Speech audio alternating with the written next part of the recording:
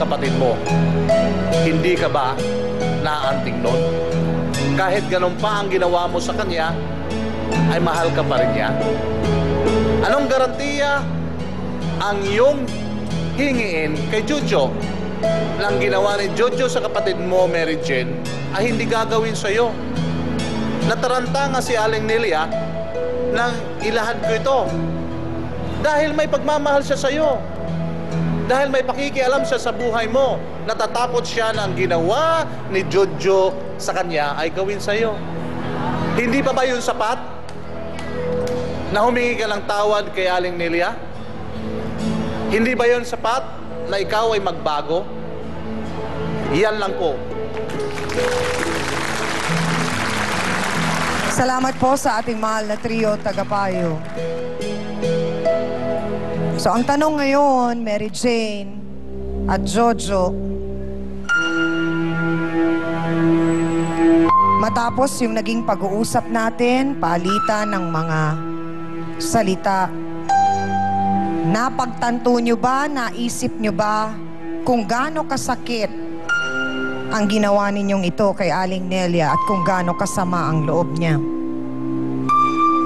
Pabayaan niya na lang po kami mag-isip na kung anong gagawin namin.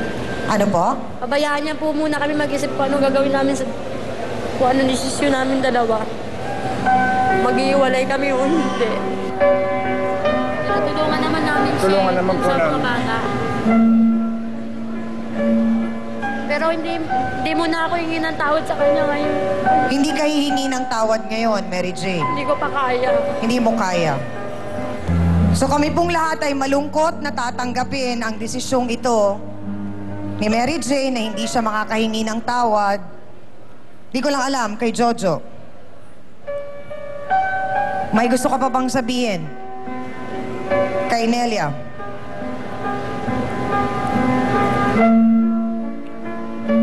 Kaya kung ano man ang nagawa ko, tawaran mo lang ako. Ano lang sabi mo?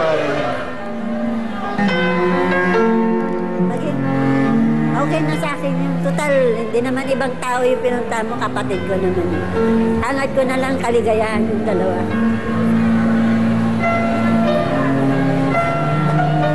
Ganun na lang po.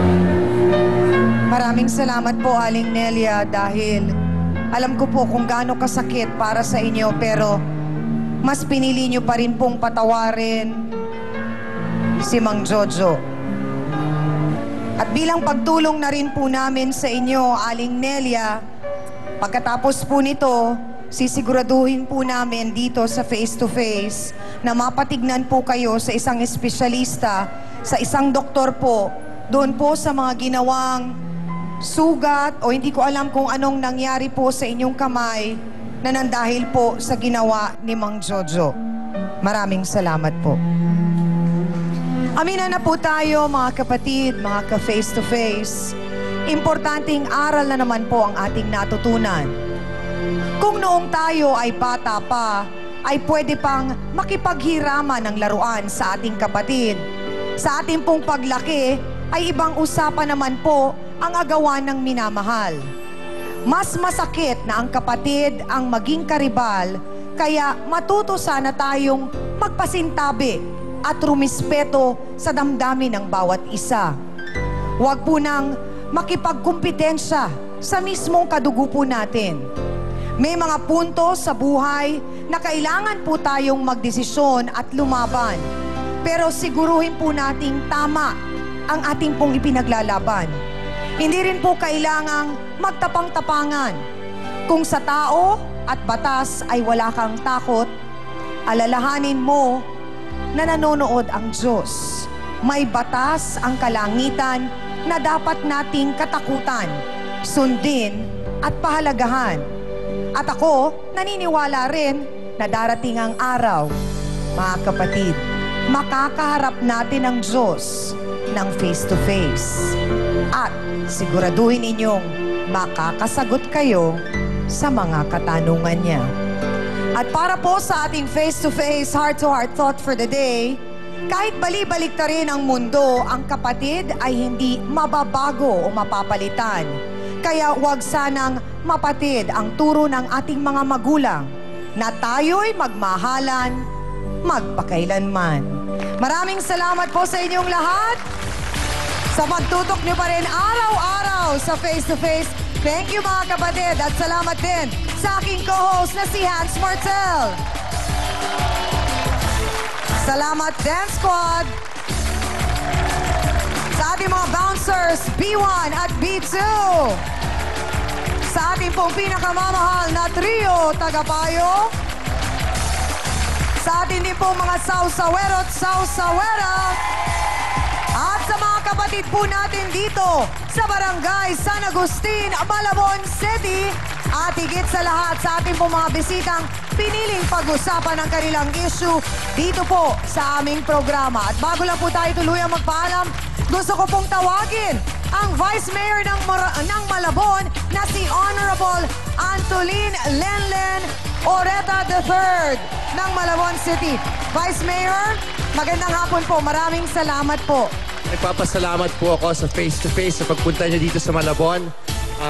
Meron po akong regalo sa inyo galing po sa isang barangay namin dito sa Barangay Potrero. Gawa po yan dito. Napakaganda naman. Opo. Mabuhay ang mga taga-barangay Potrero po. Potrero. At maraming salamat sa mga kapatid natin sa Malabon. Thank you very much din po, Vice Mayor Lenlen. At dahil dyan, dahil nga kami nakarating na dito sa inyong lugar, ibibigay namin sa inyo ang aming face-to-face flag bilang pagpapatunay na kami nakarating na dito. At higit sa lahat, meron din po kayong t-shirt mula sa amin na nakalagay na Certified Sausawero. Para po sa inyo yan. Muli, maraming salamat po. Maraming salamat po.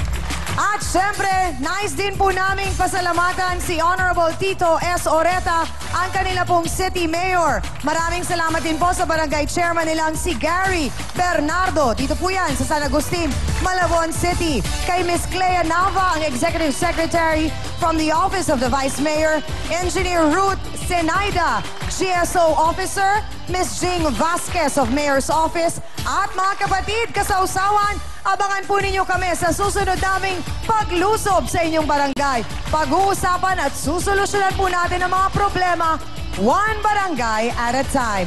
Muli, mula po dito sa Malabon City, ako po muli ang inyong pambansang kapitana, ang inyong Chang Ami, na hindi magsasawa at laging magpapaalala sa inyo na ang problema pwede mong tawanan, pero hindi mo yan dapat talikuran. Kaya kung may problema ka, harapin mo, pag-usapan natin yan.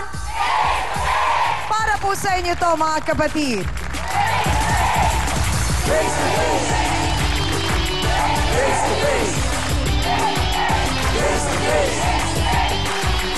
Face to face. Ngayong Lunes, masama daw ang kutob niya sa tamad at lasinggerang madrasta. Unang tingin ko pa lang po sa kanya, hindi po siya kadapat-dapat sa magulang ko. Putak ng putak, putak pera. Hindi ka niya tinutulungan sa bahay? Ang sagot niya sa akin, wala kang karapatang mag-utos sa akin, anak ka lang ng asawa ko. Paano ba sila kasi makikinig sa kanya? Maya-maya utos. Ayoko po talaga sa kanya. May ibubunyag din ng bunsong anak ng kinakasama. Ngayon ko lang po yung pagtatapat yun. Kaharap po yung tatay ko. Bali may nangyari po sa akin.